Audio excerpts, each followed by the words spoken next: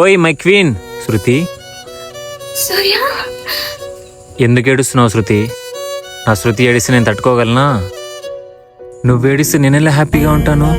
నువ్వు నవ్వితేనే కదా నేను హ్యాపీగా ఉంటాను. ఇదిగో నువ్వు ఇలా ఏడిస్తే నేను వెళ్ళిపోతా చెప్తున్నా. వెళ్ళిపోనా? చెప్పు వెళ్ళిపోనా? వద్దు సూర్య. అయితే ఒక్కసారి నా కోసం నవ్వవా? చూడు నువ్వు మళ్ళీ ఏడుస్తున్నావు.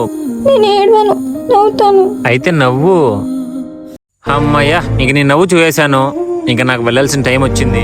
ఎప్పుడు నువ్వు నవ్వుతూ ఇలాగే హ్యాపీగా ఉండాలి, సరేనా? వెళ్తాను. వద్దు సూర్య, నన్ను వదిలేసి వెళ్ళొద్దు సూర్య. నువ్వు లేకుండా నేను ఉండలేను Surya. I love you Surya. Late అయిపోయావు శృతి. వెళ్ళాల్సిన టైం వచ్చింది. వెళ్తాను. వెళ్ళొద్దు సూర్య.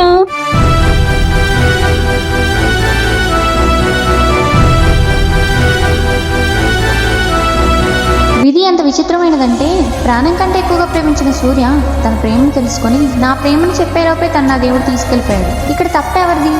వద్దు అన్నా వెంటపడి మరి ప్రేమించిన సూర్యదా, తనను తీసుకెళ్ళిపోయి నన్ను బాధ పెడుతున్న దేవుడుదా? మీరే చెప్పండి.